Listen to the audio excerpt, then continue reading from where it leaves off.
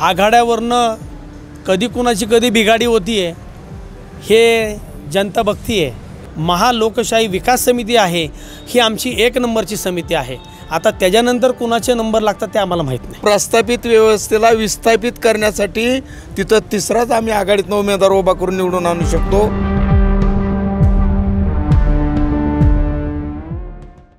खऱ्या अर्थाने आम्ही लोकशाहीच्या संघर्षाला सुरुवात केलेली आहे। हा लोकशाही संघर्ष कोणा एकट्याचा नसून संबंध देशातील लोकशाहीला मानणाऱ्या प्रत्येक वर्गासाठी हा आम्ही संघर्ष आज उभारलेला आहे। ह्या देशातील ह्या महाराष्ट्रातील युवकांना आम्हाला एक प्रेरणादायी संदेश देण्याकरिता आज आम्ही हा लोकशाही संघर्षाचा आमचा नारा घेऊन आज आम्ही खऱ्या अर्थाने सुरुवात केलेली आहे। आता 2024च्या येऊ घातलेल्या लोकसभेच्या इलेक्शनसाठी महाराष्ट्रामधून आम्ही आताच पत्रकार परिषदेमध्ये जाहीर केलं की आम्ही 24 जागा लढू पाहतोय व लोकशाही संघर्षासोबत इतरही आमचे 9 पक्ष आहेत। त्या सर्वांचे मिळून आम्ही एक आज अलायन्स तयार केलेला आहे। आमच्या अलायन्सचं नाव आहे महालोकशाही विकास समिती। कारण समिती करणं गरजेचं आहे आम्हाला। आघाड्यावरनं कधी कुणाची कधी बिघाडी होती आहे हे जनता बघती आहे। त्यामुळं आम्हाला जे काय काम करायचं आहे ह्या देशातील सुसंस्कृत लोकशाहीला जोपासण्याचं काम करायचं आहे।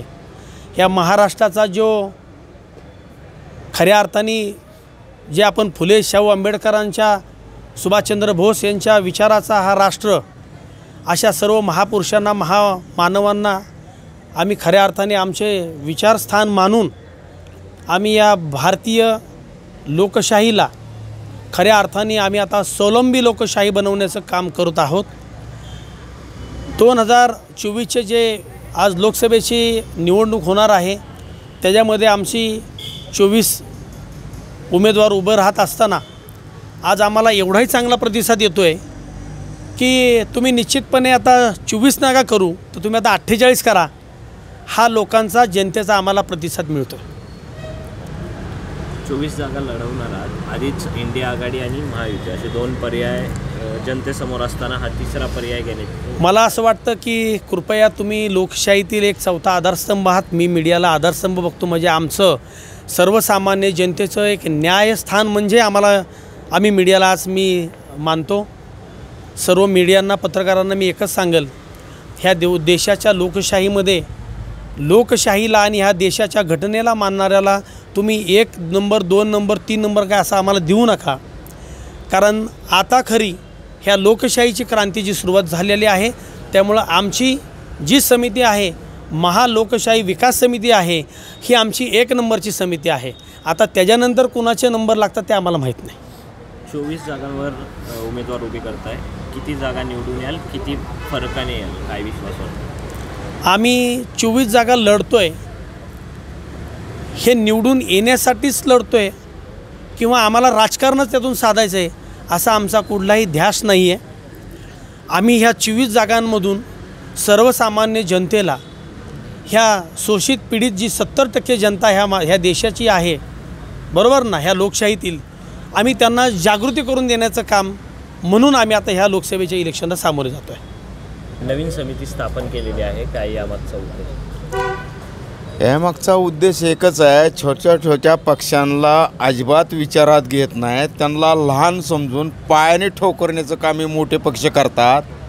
पण त्या छोट्या पक्षाकडे आता जनाधारही दाखवून द्यायची वेळ आलेली आहे म्हणून आम्ही एकत्र एक समिती केलेली आहे। मी प्रॉपर बारामतीचा आहे। बारामतीमध्ये ननंद भाऊजाई एकच दाखवलेलं असं ननंद भाऊजाई, पण त्यांच्या मागं मतं नाहीत। मतं लोकांनी आता ओळखलेलं, यांची वाटणी झाली, यांचा विषय संपला आता। त्याच्यामुळे हा प्रस्थापित व्यवस्थेला विस्थापित करण्यासाठी तिथं तिसराच आम्ही आघाडीतनं उमेदवार उभा करून निवडून आणू शकतो एवढी आमची पावर तिथं आहे।